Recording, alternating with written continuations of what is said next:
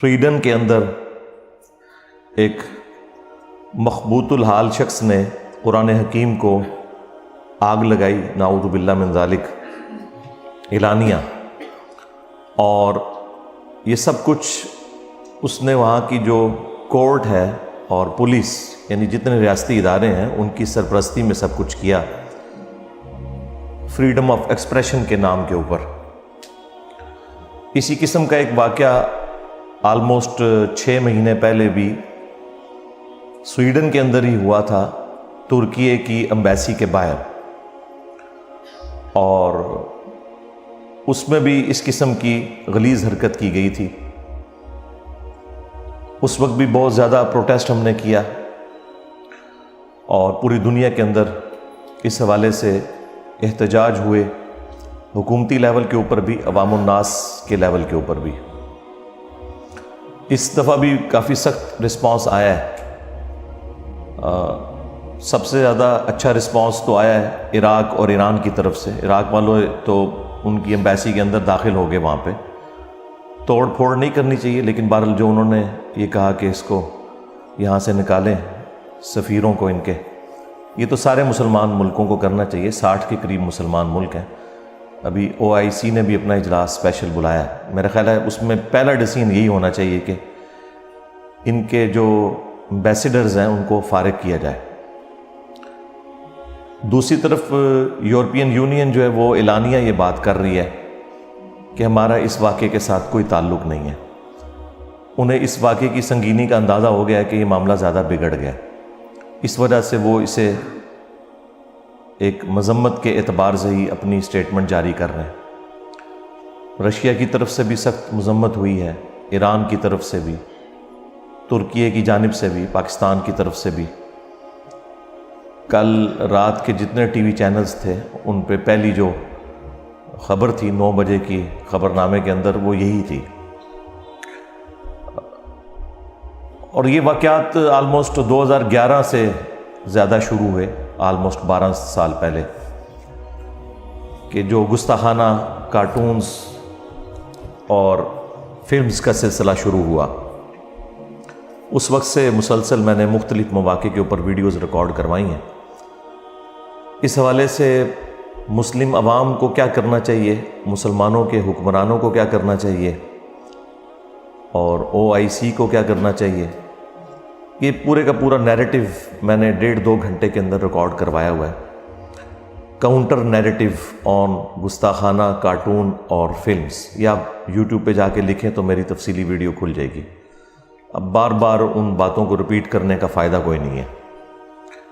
اصل چیز یہ ہے کہ ہم اس قسم کے جتنے واقعات ہیں ان سے میسیج کیا لرن کر رہے ہیں۔ اس کے پیچھے موٹیوز ڈیفرنٹ ہوتے ہیں۔ ہمیشہ ایسا نہیں ہوتا کہ کوئی اسلام کے ساتھ کسی کو چڑ ہوتی ہے، بعض اوقات ان کی اپنے پولیٹیکل ایشوز بھی ہوتے ہیں۔ یعنی اس وقت یہ جو کچھ سویڈن کے اندر ہو رہا ہے یہ پولیٹیکل ایک ایشو ہے۔ سویڈن جو ہے وہ نیٹو میں شمولیت اختیار کرنا چاہتا ہے، آلموسٹ 50 کے قریب ملک اس میں شامل ہیں، اور ان کا رول یہ ہے کہ جب تک سارے کے سارے ملک ایگری نہ کریں اس وقت تک کسی نئے ممبر کو وہ ایکسیپٹ نہیں کرتے۔ تو سوائے ترکی کے کوئی بھی اس کی مخالفت نہیں کر رہا، صرف ایک ملک ترکی ہے جو مخالفت کر رہا ہے کہ سویڈن کو نیٹو میں نہیں ہونا چاہیے، اور اس کے پیچھے بھی کوئی اسلام ریزن نہیں ہے، ان کی بھی اپنی ایک پولیٹیکل اختلاف ہے سویڈن کے ساتھ۔ اسلام اس میں دور دور کہیں موجود نہیں ہے، لیکن چونکہ ترکی کا ایک آفیشل ایک سمجھ لیں ریلیجن اسلام ہے، تو وہ اسلام خواہ بیچ میں ایک تختہ مشق بنا ہوا ہے۔ وہ ترکی کو تکلیف دینے کے لیے قرآن پاک کو آگ لگا رہے ہیں، اپنے زوم میں وہ یہ سمجھ رہے ہیں کہ ہم ان کو اس اعتبار سے ٹارچر کر رہے ہیں، لیکن وہ تو پوری دنیا میں آلموسٹ 2 ارب کے قریب مسلمان ہیں، وہ ٹارچر ہو رہے ہیں۔ بہرحال یہ حکمرانوں کے ملکوں کے اپنے ایشوز ہوتے ہیں بعض اوقات، اور بعض اوقات ظاہر ہے کہ اسلام دشمنی بھی ہے، اور اس میں کوئی اس اعتبار سے کافروں سے کوئی گلہ شکوہ کرنے کی ضرورت نہیں ہے۔ یہ اللہ تعالیٰ نے شروع سے ہی 2 اسکول آف تھاٹ دنیا میں رکھے ہیں، ایک وہ لوگ ہیں جو رحمان کے ماننے والے ہیں، دوسرے شیطان کے ماننے والے ہیں، اور یہ کشمکش تو انبیاء کرام علیہ السلام کی موجودگی میں بھی جاری رہتی ہے اور قیامت تک جاری رہے گی۔ اس میں ہم نے یہ دیکھنا ہے کہ ہم اپنی رسپانسبلٹی کیا پوری کر رہے ہیں۔ یہ بار بار کہنا کہ کافر مسلمانوں کے خلاف سازش کر رہے ہیں، تو کافروں کو سازش ہی کرنی چاہیے۔ مسلمان اس چیز کا رونا تو نہیں روئیں گے کہ یہ ہمارے خلاف سازش کیوں کر رہے ہیں، وہ ان کا کام ہے، انہوں نے کرنا ہے۔ آپ کے ذمے اللہ تعالیٰ نے جو کام کیا ہے وہ آپ نے کرنا ہے، جو معذرت کے ساتھ ہم لوگ نہیں کر رہے۔ اس وقت پوری دنیا کے اندر جتنے بھی مسلمان روڈز پہ احتجاج کے لیے نکلے ہوئے ہیں، خواہ وہ غلط طریقے سے احتجاج کر رہے ہیں یا صحیح طریقے سے، آج بھی یہ لوگ سوچ رہے ہوں گے کہ دیکھو مسئلہ سویڈن ہی جو ہے تو انجینئر صاحب ساڑھے مگر پہ گئے ہیں۔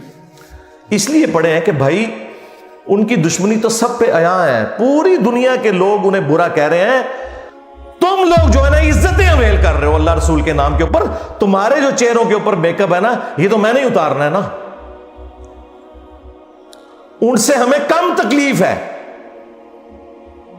تم نے ہماری نسلیں خراب کر دی، ہمارے آباء و اجداد کو جہنم میں پہنچایا تم لوگوں نے، قرآن و سنت کے نام پہ جو تم بتاتے رہے، جو چورن بیچتے رہے، وہ ہمارے بڑے یہی سمجھتے رہے یہی قرآن و سنت میں لکھا ہوا ہے۔ اس نے تو دنیاوی طور پر قرآن کو آگ لگانے سے کیا قرآن ختم ہو جائے گا؟ زیادہ سے زیادہ ہمیں ایک تکلیف ہوئی ہے نا تو ہم اس کا اظہار کریں گے۔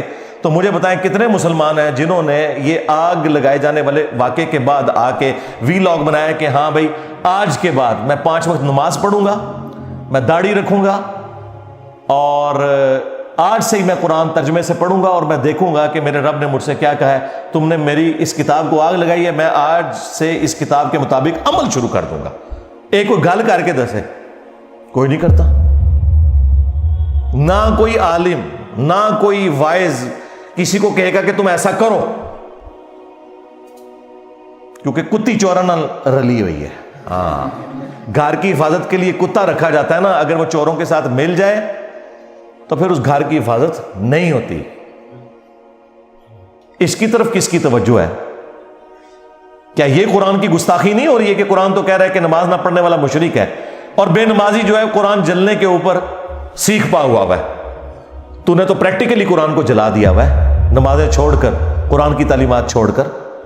پھر صحیح مسلم کی حدیث کہ بندے کے کفر اور ایمان، شرک اور اسلام کے درمیان فرق نماز ہے۔ پھر صحیح مسلم میں حدیث عبداللہ ابن مسعود کہتے ہیں کہ نبی الاسلام کے مبارک زمانے میں اگر کوئی شخص بیمار بھی ہوتا تھا نا اور 2 بندوں کے سہارے وہ مسجد میں آ سکتا تھا تو وہ مسجد میں آگے نماز پڑھتا تھا، کہیں اسے منافق شمار نہ کر لیا جائے۔